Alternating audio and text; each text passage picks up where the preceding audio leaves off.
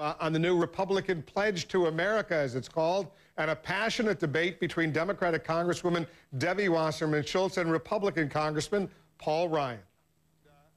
Congresswoman Wasserman Schultz, there is anger, as you well know, in the country right now. It was demonstrated directly to the president the other day by a woman who was a supporter. She made a dramatic appeal to the president. In several of these recent polls, when you ask the American people, is the country moving in the right direction or the wrong direction, the overwhelming majority say the country right now is moving in the wrong direction. Recent Reuters Ipsos poll, only 33% thought the country is moving in the right direction. 61% said it's on the wrong track. Your party's in charge of the House and the Senate and the White House. You can feel that anger out there. We can, and we want to make sure that we continue to move the country in a new direction and focus on the change that people asked for when they elected President Obama. The change that they don't want, and the type of policy they don't want, is Mr. Ryan's proposal to privatize Social Security and pull the rug out from under senior citizens and get rid of the security that they have, or turn Medicare into a voucher program, which is also part of the book that he and Eric Cantor just put out that they're touring the country promoting right now. And those two items, because they're unpopular, weren't in the Pledge to America today, because that's not something that they think that they can get elected on. They're just going to try to sneak that in the back door if they somehow take the majority. She makes a fair point, Congressman. She makes a fair point. Some of the recommendations you personally have made, and you have a few supporters in the House of Representatives among the Republicans. We're pointedly missing in this document a pledge to America. Why? Right, well, because I put out a budget plan to get the consensus of one person in Congress, me.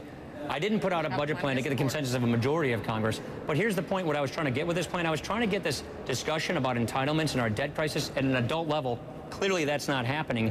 What I'm proposing is make sure that we don't cut benefits to people in and near retirement, 55 and above. They just took $522 billion out of the Medicare fund to spend on another government program. They are the ones who rated Medicare.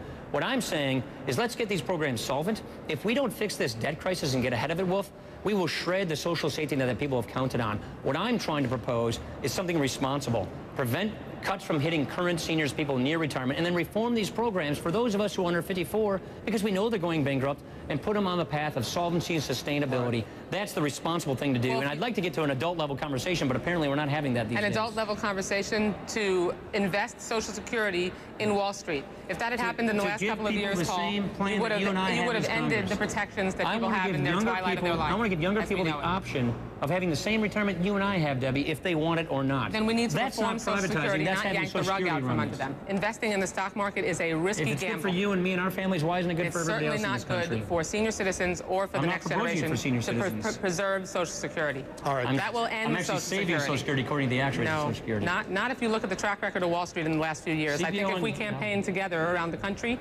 people would be looking at our view much more supportively. My bill, you wouldn't even be in the stock market when you're retiring. Look, if it's good for us in Congress, why isn't it good enough for everybody else? I mean, look, we should have our Social Security is the same as everybody else's in the entire country, and you know it. The debate on Social Security, I suspect, is only just beginning. The debate on a lot of these issues. A good debate we had today. Debbie Wasserman Schultz, Paul Ryan. Thanks to both of you for coming in.